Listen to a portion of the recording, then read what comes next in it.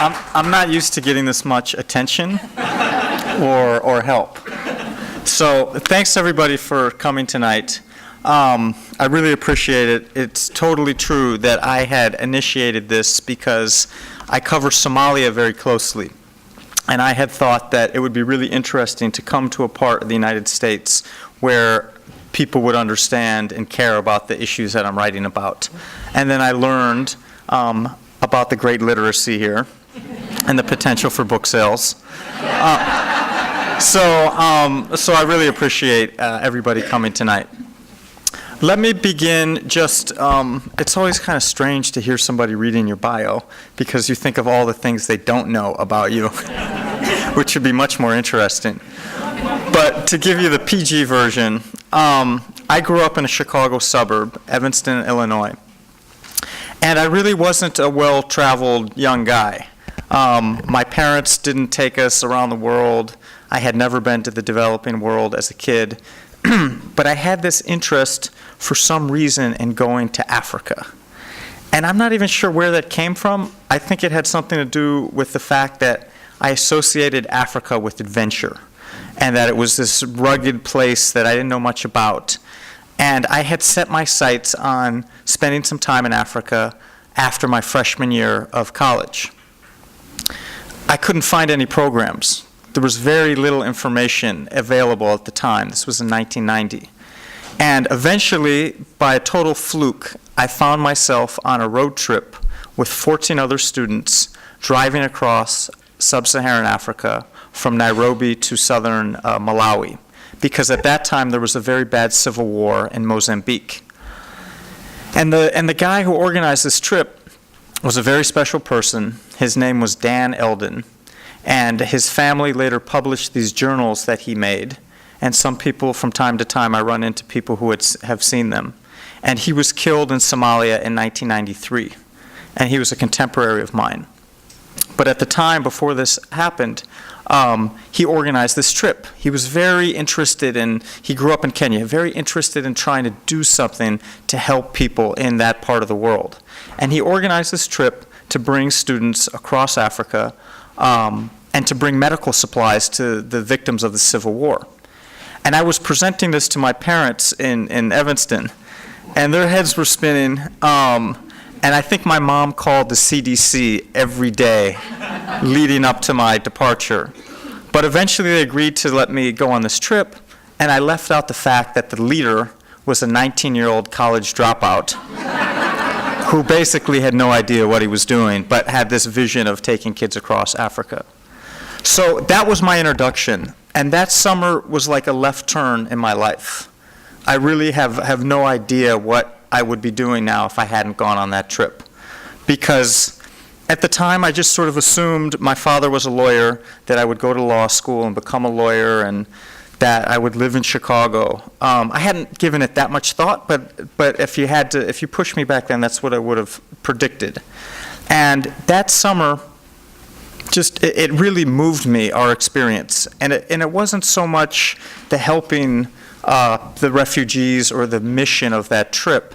It was just the day-to-day interactions we had in East Africa and meeting people who had so much less than anything I had ever witnessed, and seeing people who were literally wearing rags, living in huts where there was nothing in them except maybe a balled-up blanket on a dirt floor, seeing kids with no toys except little plastic soccer balls that they make out of plastic bags that they collect that are blowing in the trees or on the grounds, and they pack together really tightly like a snowball and put strings around it. That was the toy. But at the same time, there was immense joy and openness. And I had never been around people that were as kind to me as these people who had nothing. And that just kind of blew me away and made me rethink a lot of what we get caught up in and the values that I had been steeped in Evanston, Illinois. So I came back from that trip with this like burning desire to live and work in East Africa. And it was like this inconvenient passion, because nobody at Cornell, where I went to school, my parents, friends, nobody could help me sort of figure out what to do over there. And I studied Swahili at Cornell. And then I started trying to think of what type of career could I do. And my first attempt was to be an aid worker, because that was the most obvious way to access this interest I had and to help people. And I tried it for a summer in Ethiopia, and it was a really tough summer. It was one of the loneliest, most discouraging experiences I've had, where I was working in Addis, the capital. We were trying to help people across Ethiopia. And there was this almost resentment towards us. It was much more complicated giving out aid than I had ever expected. That people didn't, felt patronized and felt their dignity was under assault by us constantly telling them, why don't you do this or do that, or here's the way to dig a latrine, or here's condoms to use, when you're having sex. And a lot of the stuff was well-intentioned, but it just wasn't communicated in a way that the people accepted, and the connection between us and the people we were trying to help was really strained. And so I came back from that summer kind of lost, because that seemed like the most obvious route. And I then was struggling to figure out what can I do in Africa. And I put a lot of pressure on myself. I was like a 21-year-old kid that, wanted to do really well professionally and be successful. And I really struggled to figure out the next move. And that's when I seized upon journalism, which at the time was very vibrant. Nobody was talking about fake news. Even the terms, it's interesting. So at some point between then and now, the press became the media. And the press had this kind of lofty connotation. Yeah, we had this mission, we were the fourth estate. It conjured up Watergate and episodes in history where journalists were standing up for the right thing. And then somehow we became the media, which sounds like this amorphous, headless blob that's going to, try to take over the world. But at the time, journalism was thriving, but it was really hard still to get a job. And I sent out clips, writing samples, all across the country. I think I even applied. Is it the Star Tribune here? Yeah, see, I remember all these names. There's Toledo Blade. All these newspapers across America wanted nothing to do with me. And I had just stacks of rejection letters. And I remember my mother saying, "Oh, this is what it's like to be an actor." And I was like, well, actors, at least there's some glamour in that. I'm just trying to be a newspaper reporter. And eventually I got exactly one job offer in Central Florida at a newspaper called the St. Petersburg Times. And it actually is a very good medium-sized newspaper. But St. Petersburg was like Manhattan compared to where they had me work, which was a little town in Central Florida called Brooksville. And I was desperate to prove myself. And I found myself covering shootings, stabbings, drownings, car accidents. I was doing the police beat. Anything that passed for news. Our bar was very, very low. I'd go to the jail, and they'd hand me the log, and I would scan it eagerly for any crimes, and then I would go off in my car. And this was like a totally different era. One of our greatest tools was the phone book that we would flick through to find addresses and phone numbers and names, and we had map books to steer us around the county. And I came in to the office one day, and my editor said to me, he said, "We want you to go try to find this guy, Willie Crane." And this, I don't know how many people in this room have read the book, but I expand on this in the book, as most of the things I'm going to tell you. So if you want more, buy the book. So I was assigned to do an interview with this man, Willie Crane. And the facts were this. Willie Crane had met a woman at a bar. He was a crab fisherman near Tampa, Florida. And the woman had invited him back to her house. And she said that her back hurt, and he gave her 5 Valium pills. And she fell asleep. And she had a little girl in her house. And when she woke up, the girl was gone and Willie was gone. And it was pretty clear instantly that he had done something to her. But there was no evidence anywhere of what had happened. And when the woman called the police and said, "I brought this guy home and this is what happened," they ran his name and they found out that he had been in prison for raping little girls, the exact same age as her girl, and that he should have been in prison for like 60 years. But at the time, Florida was growing really fast, and they were releasing inmates left and right. And this guy got out after like 5 years for something like a 50-year sentence. And so the suspicion immediately was that this man had done something to this little girl. And in local news, these are big stories. It's on the TV every night. Everybody's talking about it. Immediately, there were signs tacked up on trees all over the area with pictures of this little girl. Her name was Amanda Brown. And what was strange about this case is that there was a suspect, but he was on the loose. They had not a scrap of evidence on him. And so there was this interest in trying to talk to him. And he had refused all interviews. So my editor had said to me, hey, why don't you try again to talk to this guy, Willie? So I went to his family business. He was a crab fisherman, was running this little sort of dilapidated shack on Tampa Bay where they sold blue crabs. And the police were looking in his crab traps for the girl. It was a very dark story where they were pulling up these metal crab traps from the bottom of Tampa Bay looking for pieces of this little girl. And so I somehow convinced his daughter to tell me where Willie was. And I show up at his trailer, and I'm like 25 years old. Nobody has taught me anything about how to interview a killer or how to handle myself in a situation like this. Because if you ask too many questions in those early jobs, people are going to wonder, like, well, why did we give you the job in the first place? So you're sort of faking it. And I knocked on the door of his trailer. He lived in this double-wide, run-down trailer that was kind of sinking into the weeds. And he flings open the door, and he's like, howdy, Jeff. And he's got 2 black lines drawn on his jugular veins with a magic marker. And I said, Willie, hi, how are you? What are those lines? And he says, if the police want any blood samples, I'm going to give them all the blood they can get, and I'm going to slit my throat. And he has me sit down at a table where he's got an enormous buck knife sitting right at his elbow. So I sit down, and he's denied having anything to do with the girl's disappearance. He's told the police that he left that house, she was sleeping in the bed, he went on his business, and there was no evidence linking him to a crime. But it was kind of obvious that there was no other person that would have disappeared this girl. So I'm trying to make small talk with him. And he was actually, because I'm nervous and scared and trying to get the big scoop to advance my career, and he's sitting there with this big plate of pork chops, eating them ferociously. And I say, hey Willie, it looks like you're hungry. And he's like, damn Skippy, I'm hungry. This is the first meal I've had since that little girl died. And I got like a chill throughout my whole body. And thought, he did it. And I'm sitting in this trailer, he's locked the door, he's got this big buck knife right next to him, and this guy killed this little girl. So I ended up somehow surviving that, doing a big story.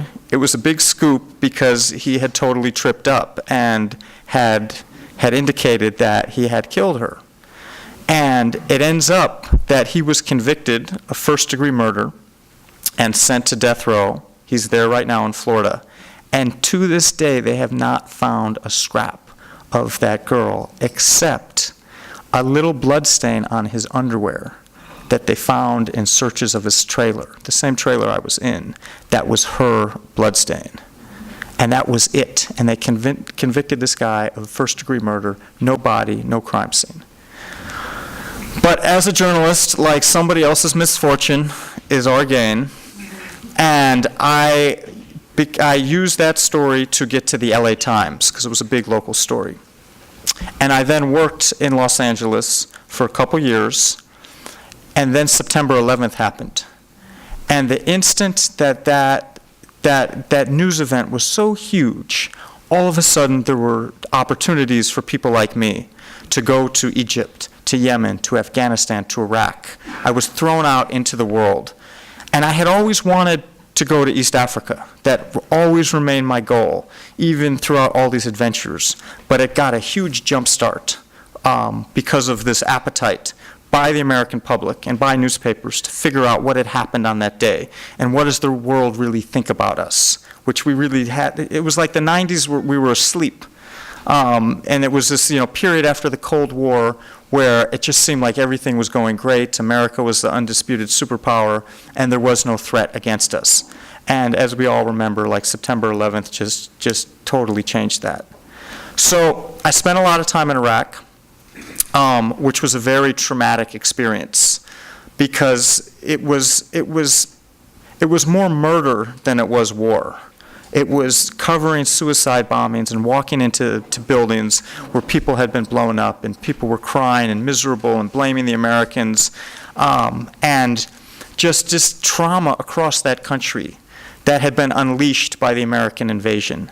Even if it wasn't the American troops that were causing this violence directly, all that had started when Saddam Hussein was pushed out and that country was put into chaos. And so I did that. And then finally, in 2006, I got my dream job, which was to live and work in Nairobi, in East Africa. And I had been waiting years to do this. And it's been a wonderful experience. It's been exactly what I hoped it was. It's allowed me to spend a lot of time in a part of the world that I care a lot about and to shine a light on it. But I'm often torn because what brought me to Africa in the first place was this sense of people being close to each other and connected and that warmth and that spirit. And I even describe to people, for those of you who've never been to that part of the world, even the way people shake hands is different, where somebody will come up and they'll say, "Hi, how are you doing? How's it going? How's the family?" And the whole time they're holding each other's hand. They don't pull it back, and they just stand there for like 5 minutes talking, like holding hands, shaking hands, right? And there's just a sense of like people sort of pulling for each other more. And you see it in the way they carry bags. You see two people carrying one strap each of a bag going to the bus stop or coming from school. It's just a much more bonded place. So that's what had attracted me to East Africa. But in my job as the New York Times correspondent, I'm often covering conflict. And for those of you who've read any of my stories, that's probably what you've read about rape in Congo or civil war in South Sudan or Kenya's election crisis. And that it bothers me, it troubles me, because I have how I feel about this part of the world, but I also have a responsibility as a journalist. And I get asked, like, how do you choose your countries or your stories, which countries to cover? And there's only one of me. There's one New York Times correspondent in East Africa. I don't really have a staff, it's just me. And I cover 400 million people, 13 different countries. And there are things happening every day that are sort of flooding through my email. I check the wires, I look at other websites, I look at the local news, local newspapers, and I feel a responsibility to cover injustices. I feel like I have a big megaphone working for the New York Times, and I should use that for some good. And so I often find myself writing about really horrible things that I hope by writing about them there's some positive change. For instance, I wrote about the Somali famine just a few weeks ago, because yet again Somalia is in a famine situation. And there are millions of people who are on the brink of starvation, and it's very difficult bringing food in because of this militant group, the Shabab militant group, that's kind of put a ring around many areas of Somalia, and they're blocking food aid. They don't like Westerners. They won't let Western aid organizations work there. And so these people who did not cause this problem at all. It's caused by drought and climate change and problems with farming and food security, are all of a sudden stuck and trapped. And I just did this story, and I had done a very similar story a few years before that. And there's been famines recurring in Somalia for years.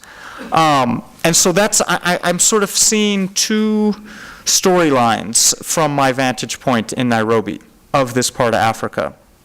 And one of them is some countries are stuck. And their governments are really bad, and there's a lot of conflict, and there's not really a clear way out. And that's true for Somalia, that's true for Congo, that's true for Central African Republic, that's true for South Sudan. And a lot of the forces that have put these countries in this place, they go way back to colonialism, to the Cold War, where the United States or the Soviet Union dumped tons of weaponry in these places to make them our ally. We supported really bad leaders that robbed these countries blind, and then we just abandoned them in 1990, 1991. When the Cold War ended, we just said, you know what, we don't really care about Somalia anymore, or we don't really care about Congo anymore. And there's no accident, actually, that the 1990s were among the most violent times in Africa, because that's right when the Cold War ended and the West disengaged, and you had civil wars in Somalia and Ethiopia and Congo and Eritrea and Liberia and Sierra Leone and Rwanda. Like, some of the worst things happened in that period, and it's no accident. So that's one thread that I find myself covering, is these failed states. And my theory is they're going to remain failed, because this idea of a Western nation state never really worked in parts of Africa, and I don't think it's going to come back. It was only held in place by colonialism, where we imposed, we just took these spaces and carved out pieces and said, you guys both may be from the Maasai tribe, but today you're Tanzanian, and your buddy just over there is Kenyan, and, good luck. That's how colonialism operated in a lot of places.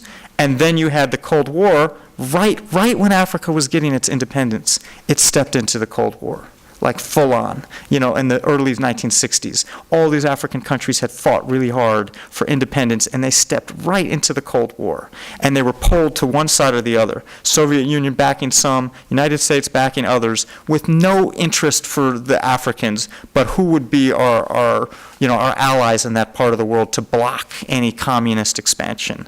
I mean, it sounds so arcane now, the whole domino theory, but that's what dominated international relations at that period. And Africa suffered immensely. So that's one story, and that we're sort of stuck in that. We're stuck in these failed states that were really badly governed, and it's only now, when the world is kind of disengaging, that we're seeing the results of that. And I think there will be a kind of new system. I think some countries will become almost like city-states, where there will be large spaces. Like, I don't see Central African Republic or Libya or South Sudan, I don't see those countries in my lifetime ever being efficiently governed from a capital that controls all that space. I don't think that's going to happen. You're going to have a node of stability, maybe in the capital, maybe in a couple other places, and then these large regions in between that are kind of no man's lands, or controlled by a warlord or a militant group, or just nobody. We'll see that in Syria, we'll see that in Yemen. Like, that's going to be the new model. You heard it here first.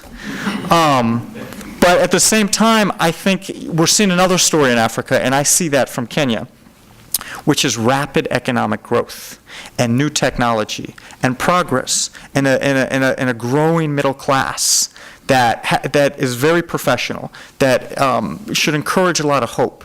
And they're happening at the same time. In Somalia, for instance, it's almost in the same place, because in Mogadishu, the capital, there's a lot of development these days. I've been going back there for years. And when I first got there, all the buildings were full of bullet holes, and the whole city was slowly crumbling. And it was very interesting visually, because Somalia had been sort of brought down by assault rifles and grenades. It wasn't like these big bombs flattened the city like in World War II or some other places. It was small scale warfare over years and years. And so people were still living in these bullet-pocked buildings with no windows and holes everywhere, and laundry hanging from a house that looked like it was about to tip over. But since then, that was when I started. Since then, there's been enormous growth, and people are buying these houses and investing in them. And there's a dry cleaners in Mogadishu now, and ATMs, and some things. You see these cultures changing really fast. For instance, in Somalia, it's an oral culture. The Somali language was not written until 1974. Nobody had codified it. They used a little Arabic, maybe they used some Italian. That was the colonial power, but there was no official written language until 1974. So one effect of that is that you see in Somalia on stores paintings of the inventory of the stores. It's like this cartoonish art form where you go into a pharmacy and you see paintings of a vial of medicine or maybe a skeleton or a microscope, and you go to a car parts store and there's paintings of the mufflers and the carburetors and the shocks, and a restaurant will have paintings of a hamburger, all this like food that looks really good that they often don't have, like hamburger and french fries. And that was this art form that developed to advertise to illiterate people. So now all that's kind of disappearing, like just now, because I saw it just a few years ago, because there's been development. Sign makers have come in. There's plastic banners and computer printed illustrations. And so we're just seeing these societies turn really fast. But a place like Kenya, where I live, it's dizzying. It's like there's construction sites everywhere. My wife and I were going to meet a couple for dinner like 2 years ago, and we said, let's meet at this Indian restaurant at this corner, on this night, this time. And we got a call from them, and they're like, that night they were on the early side, and I was a little late, and they said, we're in front of that place you told me, but all we can see is like a big fence. And like within a couple weeks, a place that we had just been had been razed to the ground and was being developed into like a mall.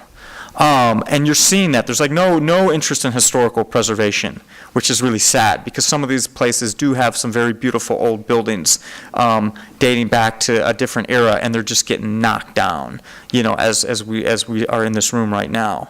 So that story, I mean, there are, of course, like there's pollution and there's traffic and, there's the gap and inequality is growing because some people are getting very rich.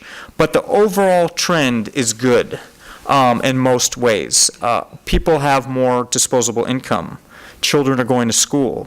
Fewer people are dying of diseases like malaria or cholera. Really easy diseases to prevent.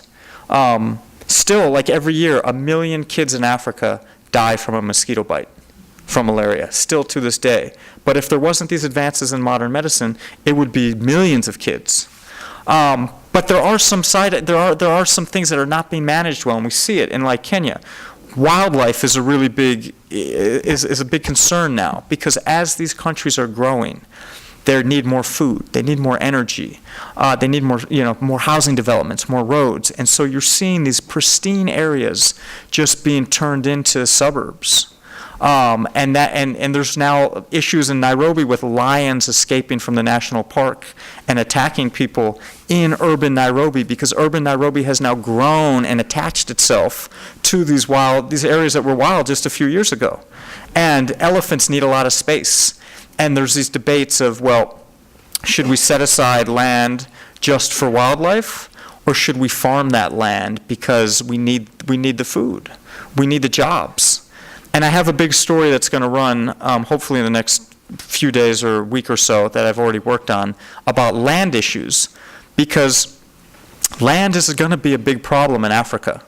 We think of sub-Saharan Africa as just these endless vistas, wide open space. You go on safari, you just can't believe how open and raw and beautiful it is.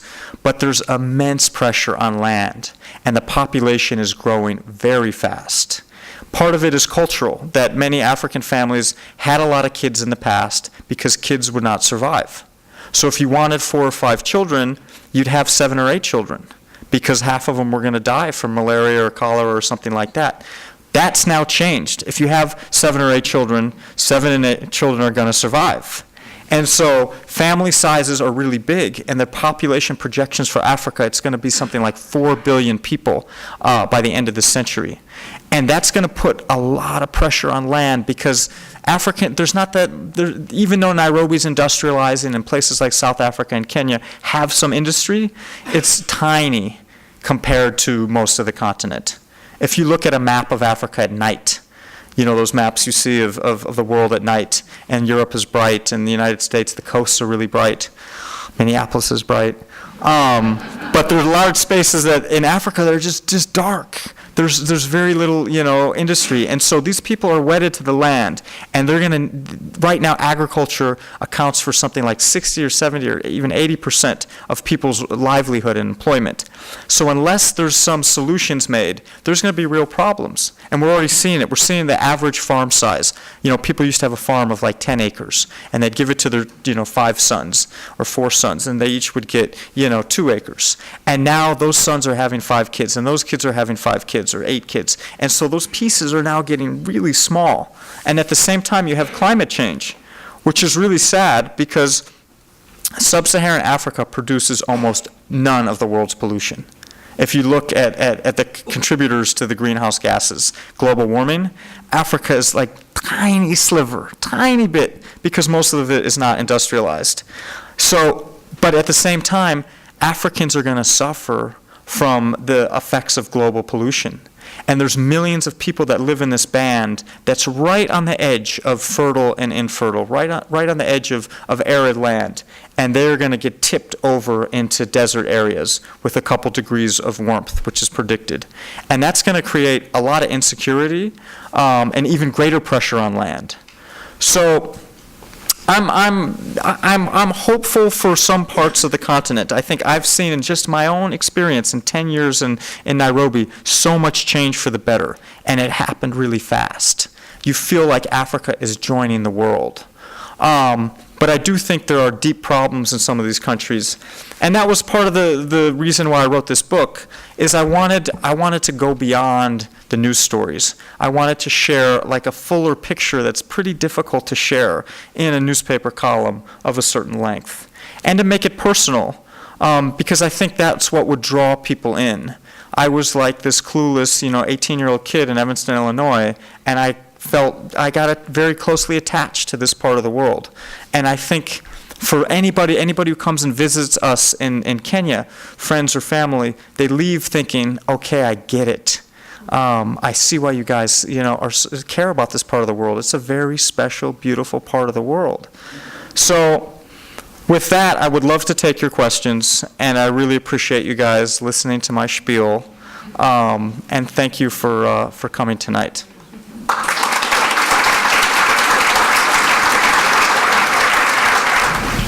Okay, karibu sana. Asante sana.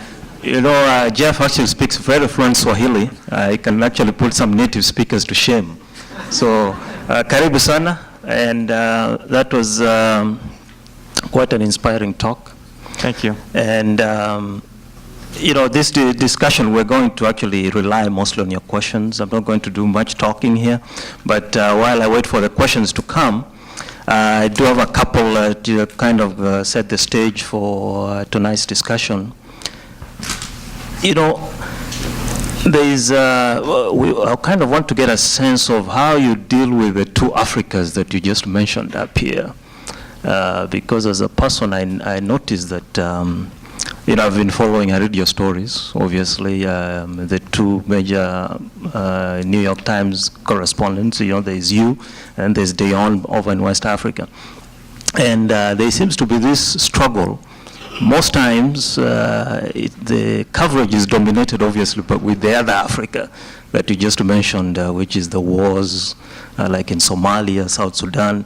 So how do we balance this to see if we can get more positive stories of Africa, for example, from people like you? Can you guys hear me? Is this working?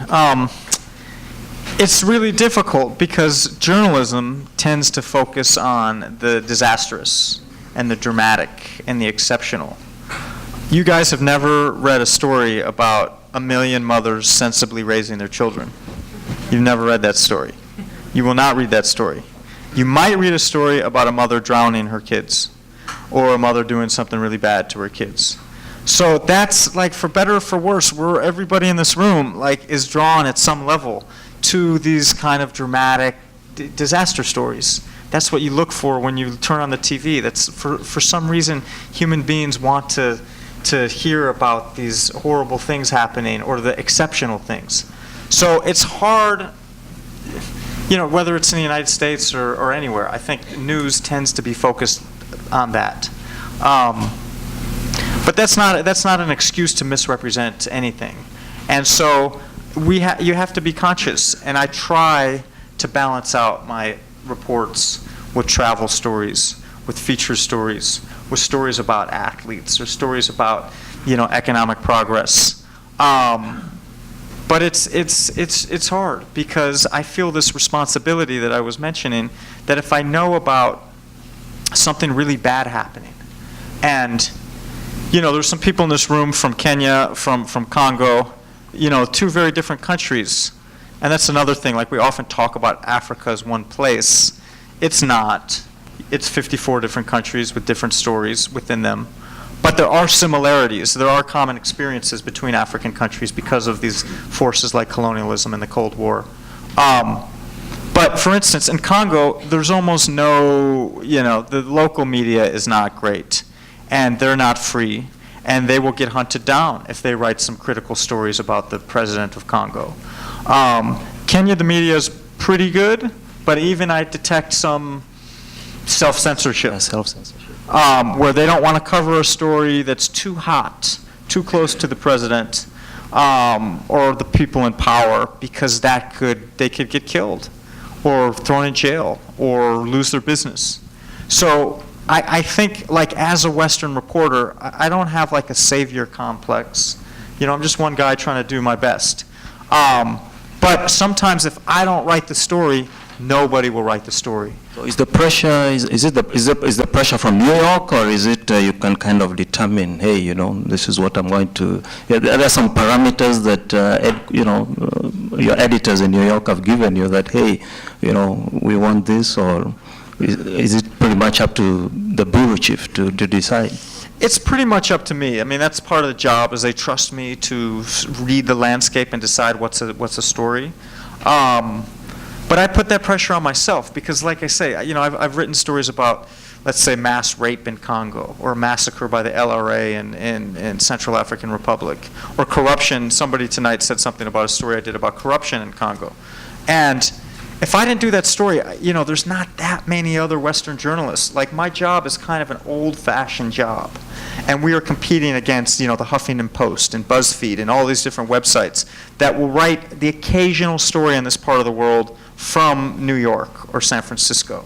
And I have this, like, old-fashioned job where I set off, with like $5,000 in my pocket or $10,000, and I go to these places where it's like all cash economy, and I hire a truck and a translator or a dugout canoe, and I go into the interior, and I have my notebooks and my satellite phone and my mosquito net and my suntan lotion and my granola bars, and I try to get as close as I can to the real story. I was just in a rural part of Congo, Bandaka, like upriver, very hard place to get. I spent thousands of dollars buying fuel for a dugout canoe, this like log that was 60 feet long that we just packed with supplies, and we went way up the river, the Congo River, into these places that were totally untouched, working on a wildlife story about apes, very rare species of apes being hunted down, either to kidnap, to sell to people in zoos, illegally, or to kill them for their meat, because in a lot of these areas there's not many sources of protein, and people are going to eat whatever they can, including these very endangered animals. So just the logistics of doing a trip like that are exhausting.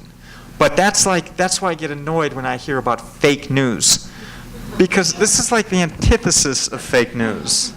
But there's not many other people doing it. There's not many other big media left doing that. It's kind of an anachronism.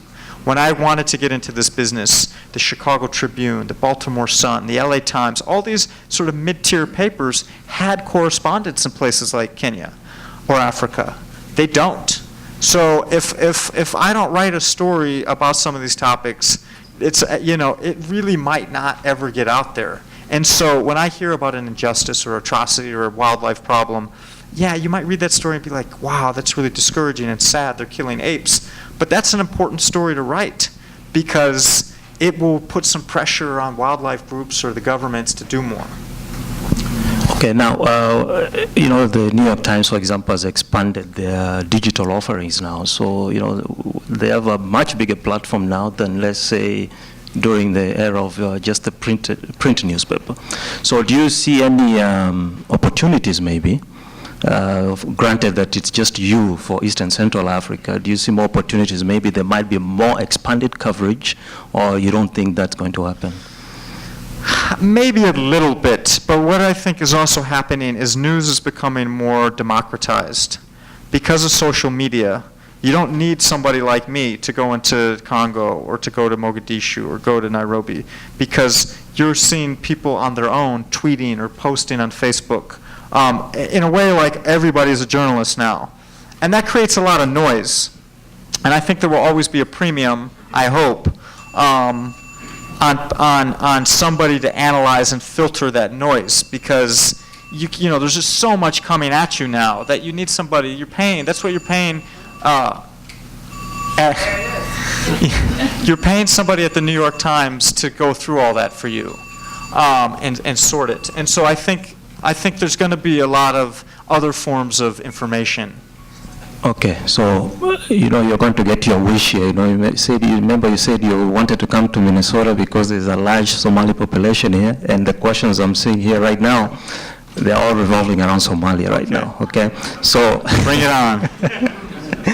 So first of all, before there's one that one of the questions is asking, with the new administration, with the I'm paraphrasing. I'm not going to read word by word what you just wrote, but. With the new administration we have now in Washington, there's, the focus is America first. Already, as you know, the United States have pretty much withdrew from Somalia completely. Do you see, and I know they have been kind of supporting the African Union forces with resources and stuff like that. Do you see Americans getting involved again? I know you just wrote a story on the latest involvement of American forces, but what can you, from your vantage point in Nairobi, see happening in Somalia right now, especially in relation to the current new administration? We've really screwed Somalia up, and I've written about this, and I go into it in some depth in the book. If you look back, and it's not always malevolent, it's just poorly thought out. So if you look back at how the U.S. got involved in Somalia in 1992 and then 1993, we had this kind of naive belief that we could just come in and bring food and distribute it, and they'd love us. Sounds familiar, right? And everything would be peaceful. And we did very little to stand the state up. And so it was quickly apparent that it was going to be hard to effectively intervene in Somalia without some type of government structures. And it's Somalia, I've written a lot about Somalia. It's interesting. So the northern part of Somalia was called Somaliland and was a British colony. The southern part was called Somalia, it was an Italian colony. At independence in the early 60s, they joined together to form the nation of Somalia. The British didn't really do much in northern Somaliland. The British had dozens of colonies all around the world. And Somaliland was just like kind of an afterthought. The Italians had like 3 colonies. They had Libya, Eritrea, and Somalia. And they poured lots of resources, turned the government, made their own government, really invested in Somalia, but also disrupted Somalia. And in 1991, when the government collapsed, the northern part actually was very quiet because the British had not upset the local nodes of authority. They had used indirect rule, kept the elders in place, the religious sheikhs, and those guys, when the government just disappeared, maintained some stability. Southern Somalia, all that had been wiped away by the Italians, and so the place just went into chaos. And the U.S. didn't sort of appreciate this history and came in as an outside force, and we had the Black Hawk Down disaster, and then we pulled out, like immediately after that. 1,000 Somalis were killed on that day, 18 Americans. That was enough. We were out. And then Somalia sank deeper into chaos. And the Rwanda genocide was a direct result of this, because after America felt like they got burned in Mogadishu and the genocide started in Rwanda, they said there's no way we're getting involved in another African country. And that would have been so much easier, because there were these death squads with clubs and machetes that killed 1 million people. Actually, more people were killed in Rwanda during those 3 months of genocide than Nazi Germany had killed the Jews at the height of the Holocaust. The death rate on the streets of Rwanda was that high, with clubs and machetes. And that was like a huge mistake. And these guys, Bill Clinton and Susan Rice and others, have said so since, that they regretted not getting involved in Rwanda, but they felt so burned. So the world neglected Somalia for many years, and it only got interested again in 2006 when this Islamic group took over. And this is like a long way to answer the question, but since, this is a part of the country where there's a lot of Somalis, it might help just to understand like why we're at where we're at. And this Islamic government was actually much more moderate than we gave them credit for. And they weren't necessarily these like crazy bearded radicals that wanted to, start a Taliban-like state. I went there early on in their administration. And I had this, people were calling them the African Taliban. And I got there expecting to see the African Taliban. And instead I saw boys and girls in school right next to each other. I saw people helping out, cleaning up the streets. I saw signs of the state trying to come back. And these guys were eager to talk to me. They were eager to talk to the American government. And they were using Islam for a very practical reason, which was totally underappreciated. And that was, Somalia is one of the most homogenous countries on the planet. Every baby born in Somalia speaks Somali language from birth, which is very few countries, besides some little drops of sand in the Pacific Ocean, are like that. It's a very homogenous country. Same language, same ethnicity, same race, same religion. But it's very divided by clan. These clans are lineage groups. Everybody looks the same, they speak the same language, but their ancestors are different. And hundreds of years ago, they split off their family trees, and that's what they mean by clan. And so the Islamists that took over Somalia in 2006, they had the first idea. It seems very obvious. They said, let's unite everybody with religion. It's one of the few things that unites all these different clans. And they did that, and there was a lot of support, and the United States immediately saw a threat, and covertly, with the CIA and the Pentagon, backed the Ethiopian government to invade the country. Ethiopia is a traditional enemy of Somalia. Ethiopia is mostly a Christian country, different language, different ethnicities, and the Somalis have fought against the Ethiopians for hundreds of years. And of course the US didn't appreciate that, and we rolled in there, and that gave root to the Shabab, to the pirates. All this stuff started right then. The famine of 2011, it was all a direct cause of the instability caused by the Americans. And if the U.S. had told Ethiopia, because we give Ethiopia $1 billion a year, if we said, guys, don't go in there, they would not have gone in there. But we were so threatened by these Islamists, just instinctively. And I didn't see the policy change that much from Bush to Obama. So I had this belief, this naive belief, that when Obama came in, because this all started under Bush, that there would be this like enlightened foreign policy in East Africa, and we wouldn't prioritize security and terrorism and military assistance, that we'd be more interested in human rights and democracy. And it really didn't change much. And so bringing it forward, the US cares about Somalia as a counterterrorism problem. They're worried that Shabab is going to train people and send them back here. That's like what's in their head. And so they're supporting the Somali government only to fight terrorism. And it's even more complicated than that. There's a military in Somalia that's basically useless. But the CIA and other agencies of the American government are working with these little elite units that hunt down terrorists. They're not even interested in providing stability or security for the greater country. And so I think under the Trump administration, that's just going to continue. And you're going to see, if the Shabab quiets down or gets defeated or goes away to some degree, you're going to see less and less U.S. military involvement.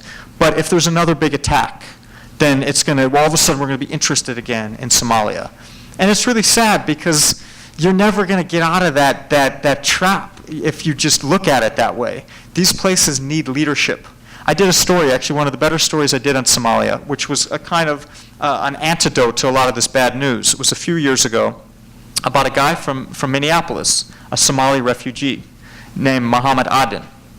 And very interesting guy. He had left the country as a young boy during the height of the Civil War, came to Minnesota, put himself through school, got a bachelor's degree, master's degree in public health, and was running I think it was like a healthcare company, home nursing, staffing like home healthcare. Young guy, like 35 years old or something at the time. And when the first famine started to come, there was a big fundraising drive here in Minneapolis to send more money, because the remittances from Somalis living in the United States keep that country alive. It's like $2 billion. It's bigger than any other source of income, of industry in Somalia.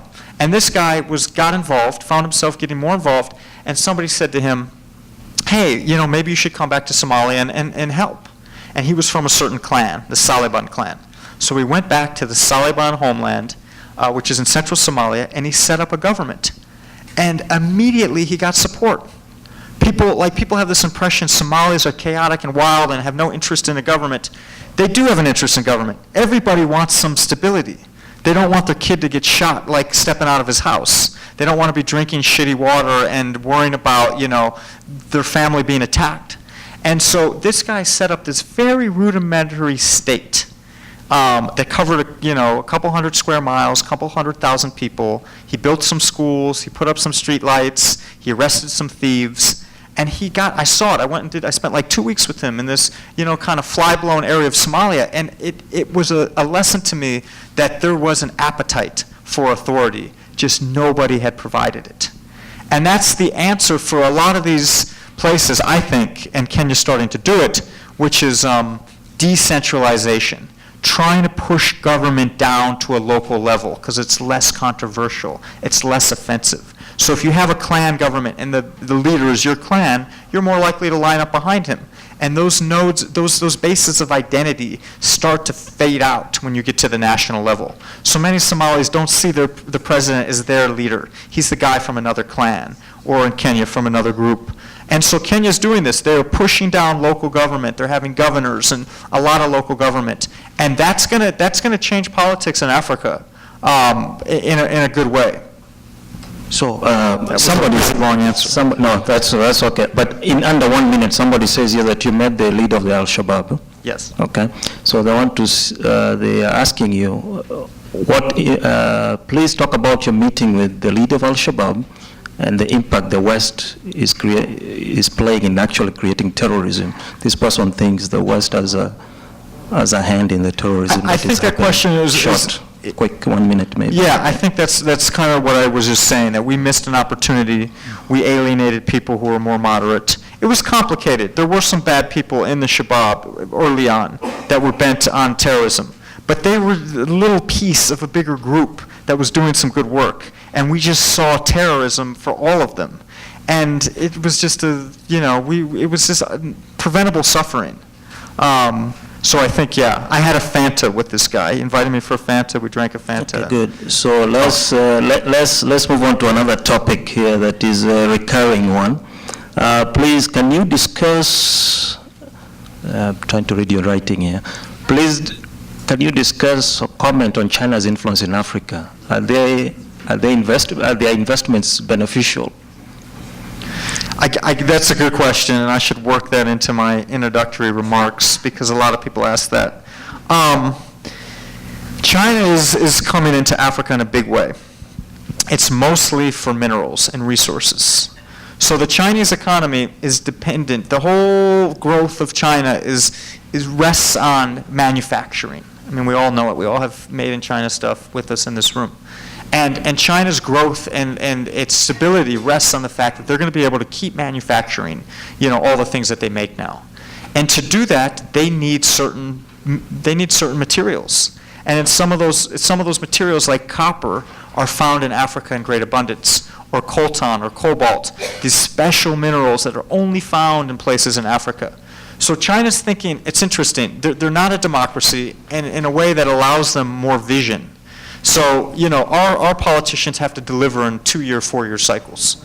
And it's hard to deliver anything like really meaningful or significant in a 2-year or 4-year cycle, but that's our system. China, they don't have to do that. The leaders of China can say, you know what, 30 years from now, this investment will pay off. So let's build an enormous highway across Congo or a huge port in Kenya, and we're not going to see a dime from it for 10 or 20 or 30 years. But in 30 years, we will have the monopoly on copper from Congo or oil from South Sudan. And that's how they're thinking. They're thinking way ahead. And you see that across the continent, these huge infrastructure projects. I think some of them are good for Africans. I think in many places, like in Kenya and others, we see better roads and better, infrastructure, airports, ports. But there's this motivation that's different, and it dilutes the power of the West. So even though I complain and others complain that the West should be more human rights focused, we still do have a piece of the State Department that is looking just at human rights. That is still a message that's being transmitted to Africa. Improve human rights, improve free expression, improve freedom of the press. China doesn't even whisper that. They don't do that themselves. So that's the problem, is that as Africa now has another source of sponsorship, another trading partner, another development partner, they can look at us and say, you know what? We don't want to hear your message about human rights because we're going to get this big deal from the Chinese. And it goes even deeper that some countries in Africa are trying to develop like China. And they say, hey, you guys in France and England and America, you've been lying to us for all these years because you don't need democracy to grow. Look at China. And they're like, we want to grow like that. We don't care about free expression. We don't care about representative government. We just want to grow and eradicate poverty. And so you're seeing that in places like Ethiopia and Rwanda. So, two questions in one here. So, the Chinese are mostly concentrating on infrastructure and mineral extraction, basically. But there's someone here is asking, with the United States reducing their assistance with family planning, for example, do you see the Chinese ever doing something like that, like to step in and help with family planning? It's a really good question because I was looking at these population charts. China's population is flattening and is going to go down soon because they took that one-child policy, very seriously, and that was good for the economic development of China. Africa needs more family planning, and a lot of places they don't have access to contraceptives. They don't know. African women, like, if given the choice, would not choose to have 8 kids. And one strategy is to push back the age at which a woman has a baby for her first baby. Because if she goes to high school, she has a higher chance of having fewer kids than if she didn't go to any school. If she gets pregnant when she's 13 or 14 or 15, she's probably going to go on and have like 8 or 9 kids. If she gets pregnant for the first time at 20, she'll have 4 or 5 kids. And so there are all these strategies, but the United States is ambivalent about family planning. There is a piece of our government and of the population that does not believe in contraceptives, does not believe in family planning. And so that these NGOs that are working on that don't get a lot of support. And it's controversial in the United States. There's even bills that you're not allowed to talk. If you work for the State Department in Kenya, you're not allowed to talk about abortion or family planning because that's seen as advancing your political agenda. So maybe, I had never thought about that, but maybe China would have some credibility to say, you know what, we got ahead of our population problems. Here's how we did it. Places like Rwanda, Malawi, densely populated countries, Nigeria, they're going to have to tackle some of this because there's just not the space for continued population growth. So I think I'm going to say something on your behalf. You don't claim to be an expert on East Africa. You're just, talking about your experiences and what you're observing. But given that, I'm going to allow this question. But I need a little bit some expert insight, but I'm going to allow it. It says it's about land issues. Somebody is asking, my understanding is there aren't titles to much of land in Eastern Africa, which is true actually. And Tanzania is mentioned as one of those countries. And that there's an appropriation of land by the state. Is that true? And are there any potential solutions to that? What do you know about land titles in Eastern Africa, and so the government is appropriating land? It sounds like kind of a dry, boring issue, but it's very important. So in some parts of Africa, even the idea of like modern title to land is foreign because land was considered communal, and a lot of Africans were swindled in the colonial times, where these white settlers came and said, "Hey, we want to take this land, this space," and they're like, "Well, nobody really owns it. It's our land, our communal land." They didn't even think of it as like an asset. And the settlers said, no, let's work something out. Here's some glass beads, or here's some I don't know, carts or whatever they were using at that time. And the guys would ink their thumbprints on these treaties and just bequeath 50,000 acres, 100,000 acres, huge spaces to individual settlers. And this has come up in Kenya recently because there's movement now to take some of that land back. And it happened in Zimbabwe. They did it really badly. They wanted to take away the land that white people had and give it to indigenous people, because some of these white Zimbabweans were third generation. So you have to then draw a distinction of indigenous versus non-indigenous, because they're all Zimbabwean. They're not foreigners. They're Zimbabwean, like third or fourth generation. So the land issues are heating up, because as the economies grow and as the populations grow, land is becoming more valuable. And the state is interfering in bad ways in many places, where politicians will spot a profitable piece of land and they'll just grab it with state authority, but it's for an individual. And we saw that in Kenya. There was a big story a year or two ago where there was a school that had a playground, like a kind of ordinary elementary school, sort of one-story building. Maybe a few lights, not a lot of electricity, no computers, wooden desks, very sort of simple, traditional type school. And next to it was a nice playground the kids would play in at recess. And then near that were some hotels. And that area was becoming more valuable. And one day, these bulldozers showed up and they just tried to take the playground. And this is a state, this is not a private school. This is a public Kenyan government school. And the vice president was trying to grab the playground to build a hotel. And this one activist in Nairobi mobilized all these people. These kids got tear gassed, like these little students, you've seen the video, got tear gassed. This girl passed out. Nobody was seriously hurt, but it was like, what the hell is going on? And it caused such a ruckus that they had to kind of retreat. And the playground, rest assured, is intact. But it just showed there's like this frenzy. That's what you're seeing with a lot of the development. It's frenzy. It's not planned out. It's like, let's put them all here. Let's put a highway here. Let's put a hotel here. There's no zoning. There's no vision. It's happening too fast, and it's becoming permanent. They're laying down these roads. They're not building trains. Like Nairobi, the traffic is horrible, and it's going to get worse. Every day, there's some excited Kenyan who just bought a Toyota Corolla for $5,000 and is hitting the road, pumped to be the owner of a car. And every day, there's 50 of them, 100 of them, and it's just, so the traffic is going to get worse. And none of these, Ethiopia was the only country to build a mass transit, a train. And Ethiopia is very repressive, not democratic at all. But they're decent with development. It's like the Chinese model, top-down, state-controlled economy. And they were the first ones to say the only answer is a mass transit system. But in Kenya, it's crying out for that. And the World Bank and donors would be more than happy for environmental reasons, job productivity, and nobody's doing it. Okay, another two questions in one. So in Nairobi, there are a lot of you guys from the West residing in Nairobi, involved in many aid activities in the region. Would you say how can you describe these aid agencies that are operating from Nairobi, that entire region?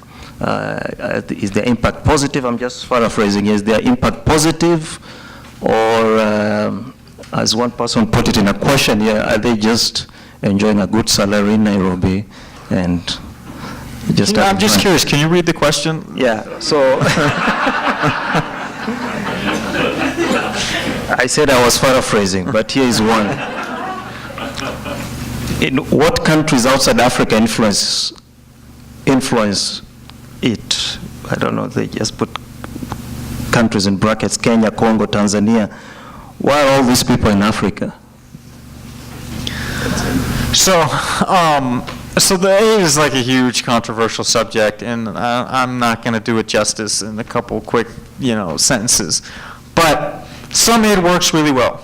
Some aid, especially health aid, works really well. It's saving lives. Like, for instance, Kenya receives nearly $1 billion a year now in foreign aid. I think several $100 million is just for medicine.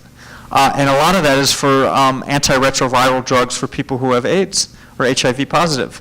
And that's keeping millions of people alive, just this infusion of pharmaceutical from the United States. And that's like a huge chunk of aid. So that aid, I don't see how you can argue with that aid. Otherwise, those people would perish if they couldn't afford those drugs.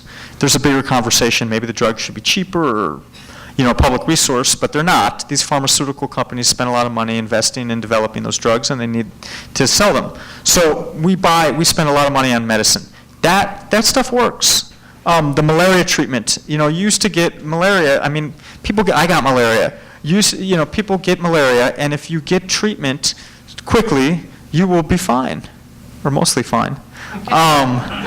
And that's saving lots of lives. There's a new thing now with cash.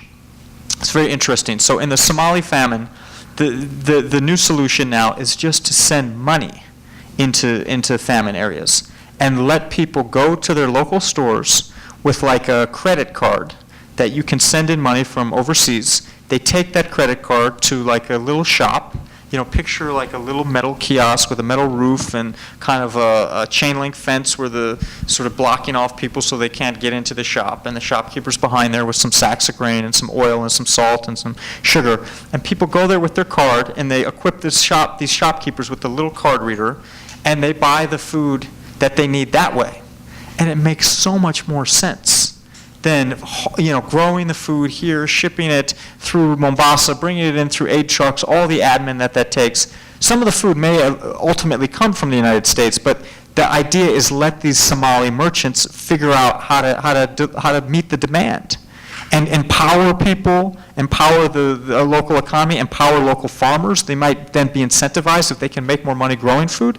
If you bring in all this food from outside, that just eviscerates the local economy. And somebody's like, how can I compete with this? These sacks of grain being unloaded by the boatload. How am I going to meet that demand as a local farmer? So, and this is even going now to development. So in some areas in Western Kenya, I don't know if you've heard about this, but there's this like cash. There's like NGOs that just send cash. So a non-emergency situation, they'll go into a rural area and say, what do you guys need? Is it a solar panel?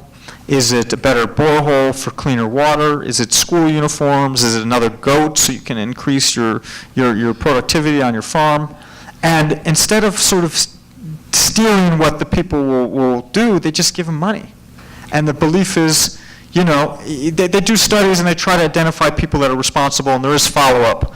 But the idea is just give them money. They will figure out what they need better than we will, and it will be a lot less, overhead. There is these issues of creating dependence. If you just keep giving out handouts, then nobody's going to be incentivized to work. But a lot of people just need a start. Like I was in Kisumu a couple weeks back, and this family had bought a solar panel for $70. Kisumu is in Western Kenya, for those who don't know. And the family bought a solar panel for $70, but they couldn't afford that. They had to pay it back over a year. So they'd sell a few eggs or maybe, some produce from their farm, little each week, just get a little money to pay back that solar panel. Their kids were studying at night. They had light. For the first time, from a $70 solar panel, it totally transformed the education of those children. I remember being in Eastern Congo, at a place where there was like no development, a very, bombed out, shot up town, where there was no working electricity, no, functioning roads, and the only development was at a United Nations peacekeeping base. And at night, the peacekeeping base had these huge lights, like stadium lights, and there were these children that were sitting at little desks at the gates of the peacekeeping base, sitting, writing, reading, studying. It was only light for hundreds of miles. And these huge clouds of termites and bugs that were swarming around the lights. But it was like, that was all they needed to just get a step up. So I think aid is very complicated, but I am seeing some new approaches that I think have a lot of promise. Here's a follow-up question related to aid. A lot of these countries have a zero tolerance for GMO foods, yet their children are malnourished. Can you speak to the GMO policies in that you might be familiar with in the region? Good or bad, or what have you seen now? Is that evolving? Is there possibility they might accept GMO foods?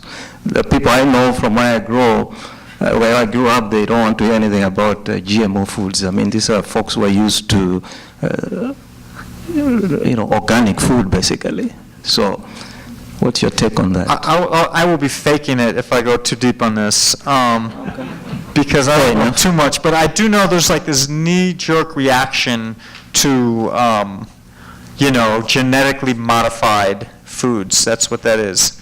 I don't know. I mean, what's nice about living in Africa is a lot of the food is fresh. You go to a restaurant, you order a hamburger and fries. It might take an hour, but somebody's in the back like peeling the potatoes. Everything tastes like fresh, and the whole farm to table thing is kind of laughable. That's how people operate. So I think there is like a built-in expectation and loyalty to locally grown, naturally grown foods, and a suspicion of anything that's created outside of that. But a lot of this is just misinformation. Just people haven't really, they're reacting to something their government put out. There may be an anti-Western piece to it. They see as some conspiracy that we're dumping on them food that we don't eat ourselves. Would you guys remember the Nestle baby milk? I remember like being a 7-year-old kid with my mom in a grocery store in Evanston, Illinois, and there was like a woman that was like, "Don't buy Nestle," and I learned the word boycott at that moment. And like, it's crazy. I always associate Nestle with that.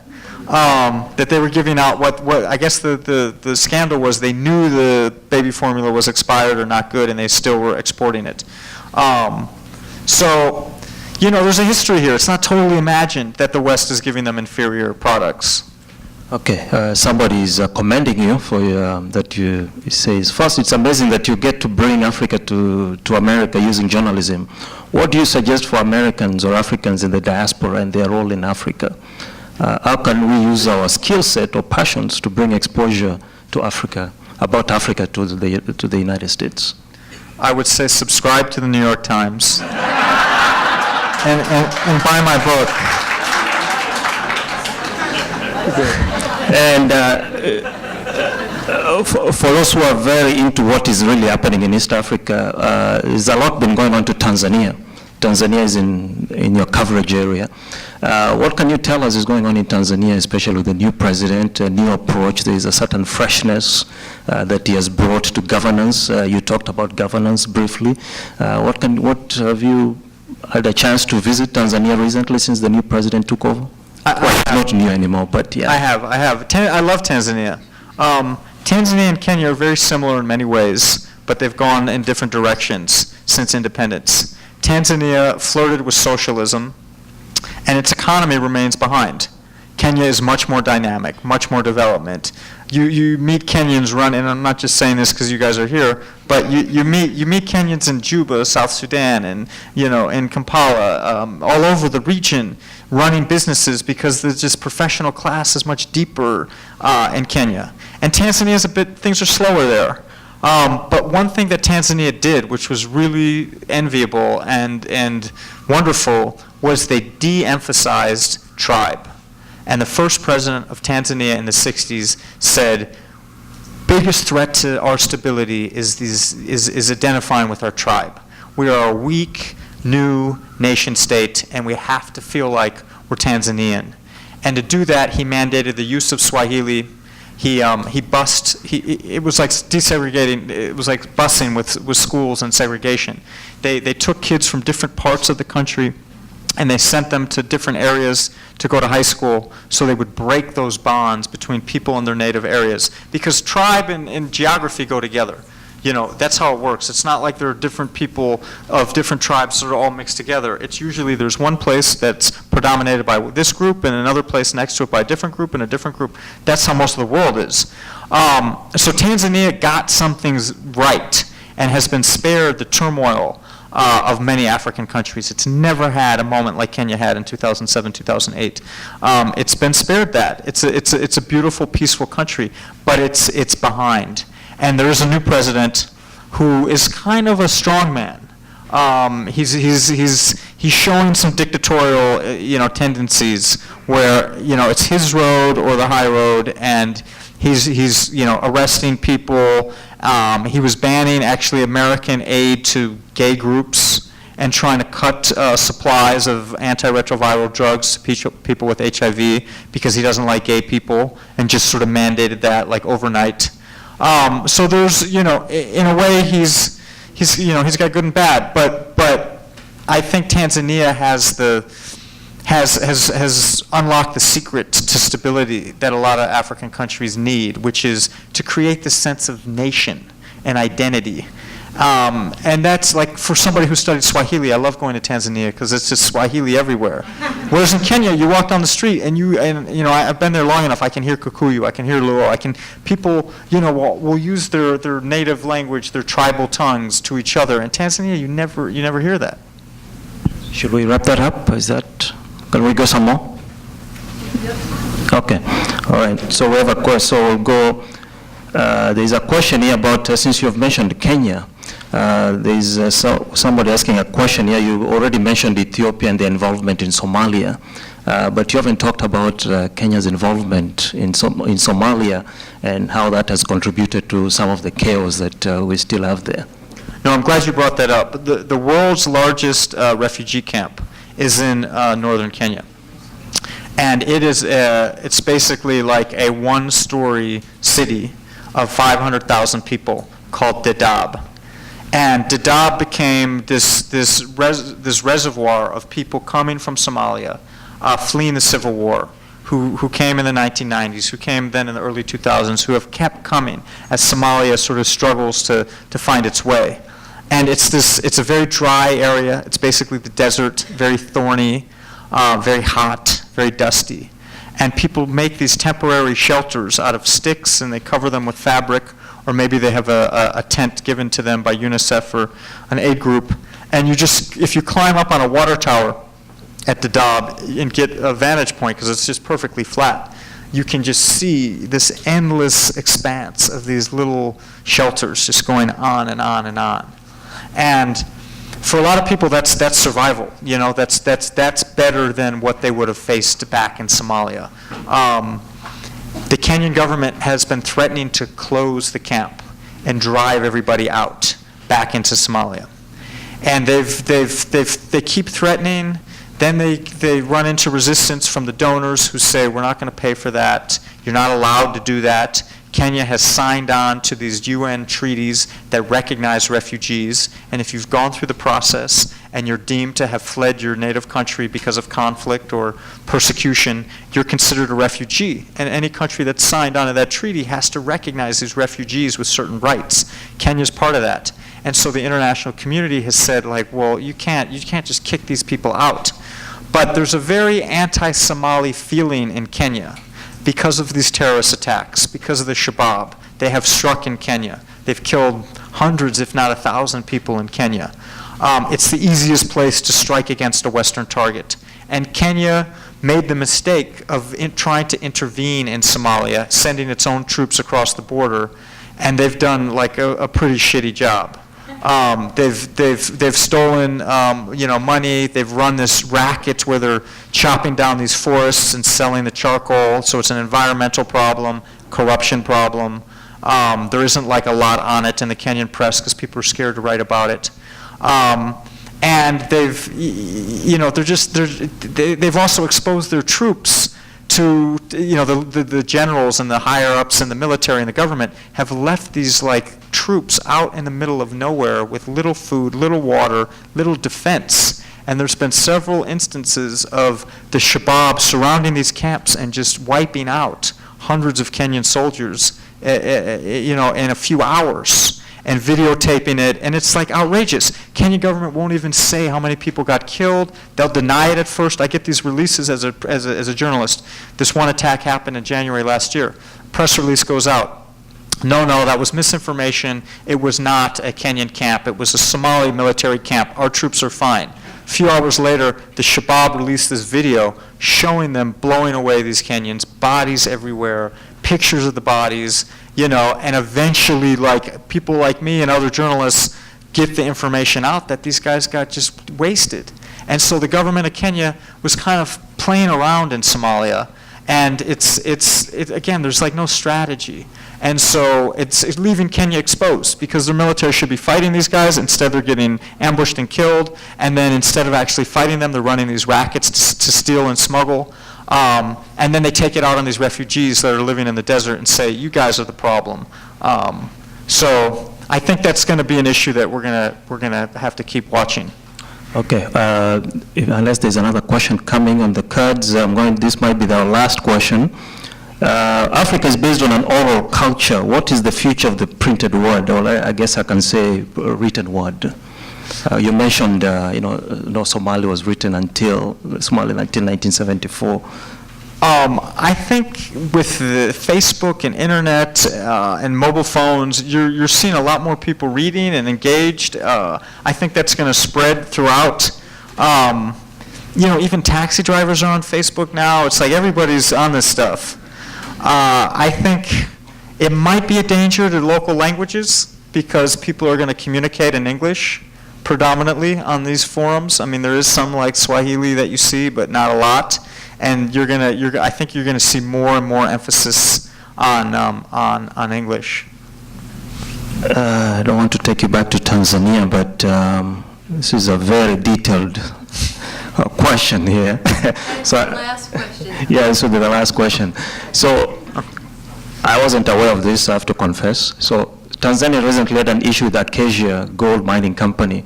Acacia taking gold and minerals out of Tanzania while bribing the government. Same way with Zambia and others. Basically, this person is asking what is the corruption and the mineral extraction that is happening in that region. This is a big problem. So these resource economies, it does not benefit the people. There's like a proven track record of a country that gets oil, it actually does not improve the economy by any substantial measure and leads to corruption and instability because the extractive industries are not good for most people. They poison the environment. The government cuts deals with these foreign companies. They pay the workers and the miners very little. And nobody's learning. It's not like the tourism industry. Tourism is actually a very good industry for a lot of these countries because it employs all types. It employs CEOs, it employs pilots, it employs white-collar people and accountants, and then safari guides and skilled labor, and then unskilled labor, making the beds in the hotel rooms or cutting the grass at the hotel. So tourism is like a great industry. But these extractive industries, it's like the governments will cut these deals to make a few people very rich, and then nobody else benefits. And they are eating into wildlife parks, like in Tanzania. They've already cut into the Serengeti for a uranium mine. It's like this very short-sighted calculation because they're not interested in economic development. They're just trying to get like that sort of finder's fee of landing the deal, and then they don't care. So I could talk all night. So yes, thank you everybody for listening. All night. So